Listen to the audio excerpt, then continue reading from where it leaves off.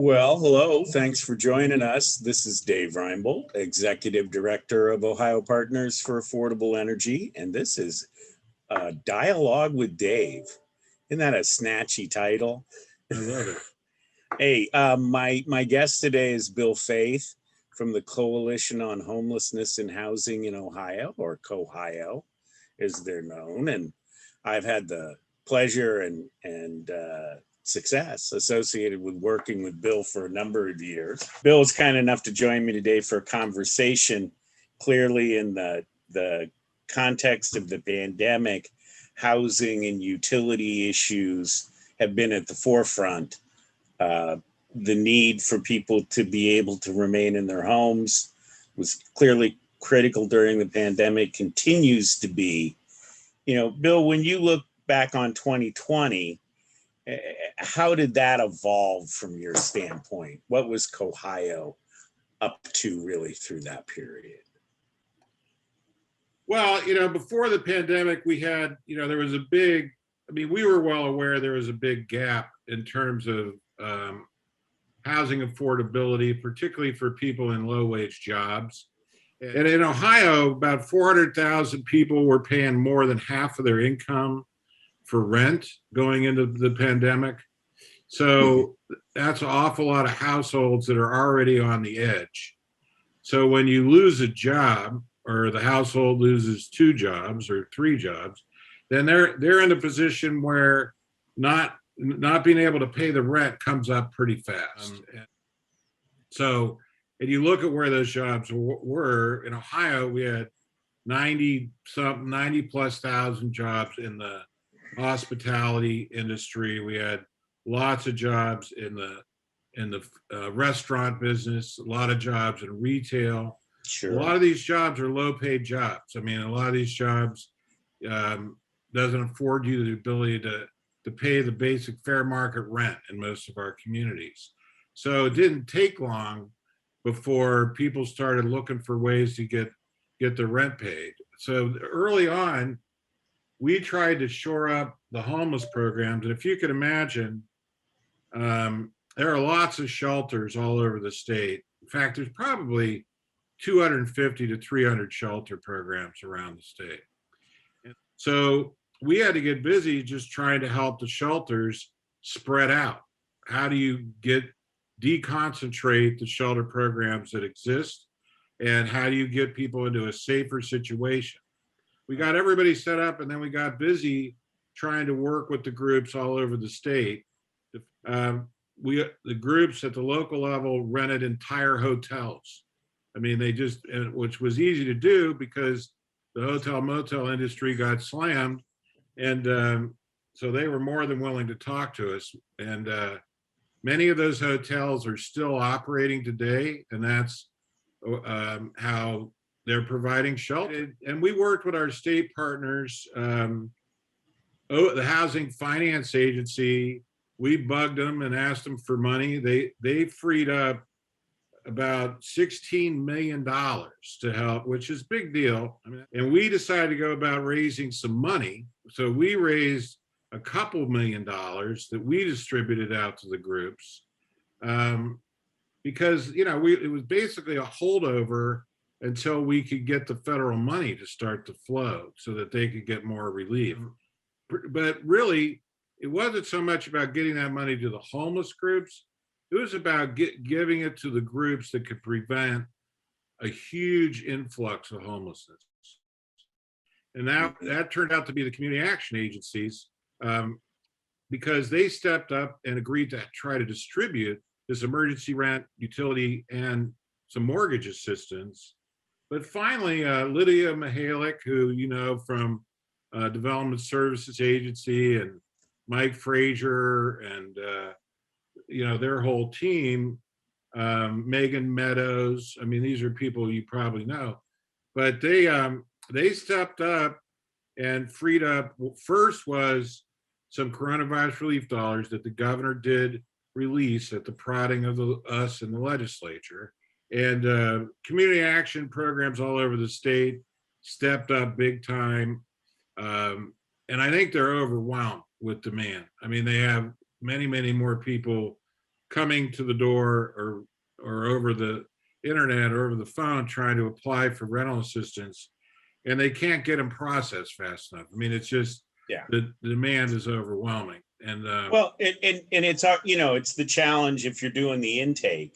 How do you expand intake capacity, right? You have so many computers, you have so many desks, and of course, people haven't even been working in their offices. So we had to pivot and equip people with laptops and make sure they had internet service, and then set up drop boxes for documents. It's a process. You can't avoid the bureaucracy of the application process. And it's not easy to expand the infrastructure that lets you handle more intake. It's the same thing with employment services with unemployment benefits.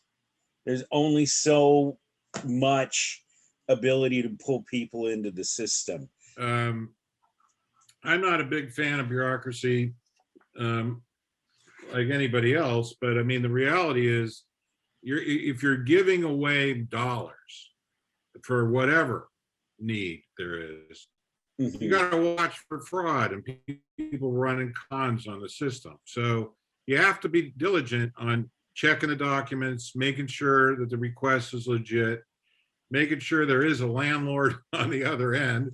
And they are distributing the assistance to the landlord on behalf of the tenant, which is smart, right, because that helps cut down on some of those kinds of problems.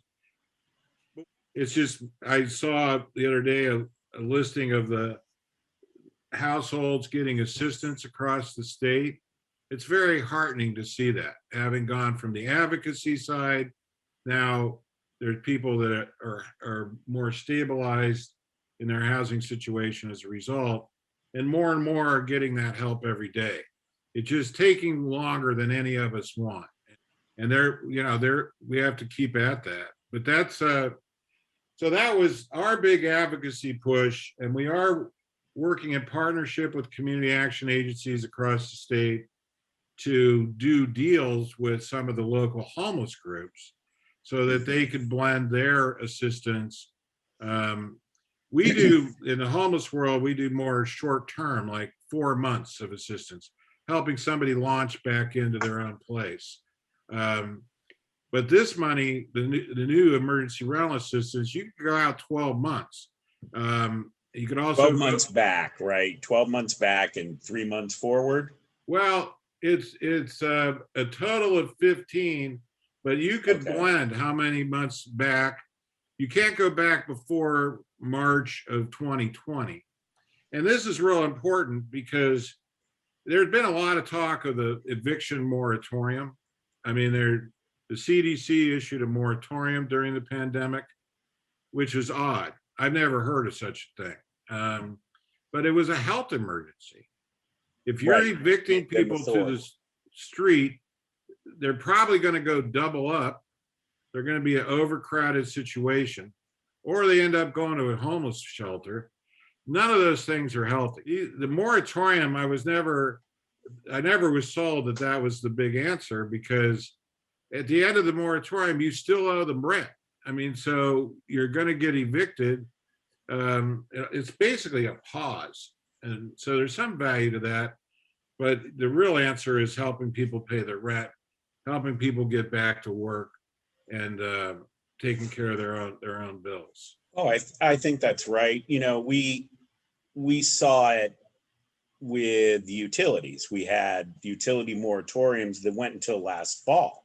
And a number of organizations were advocating for extending the moratoriums.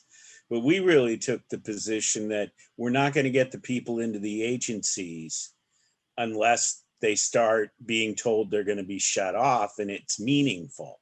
And it doesn't take more than one in the neighborhood to let people know that it's going to happen.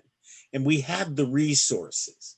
See, that was it. We had the ability to solve these problems. We had staged the summer program for heat, and then we had the winter reconnect order come out early.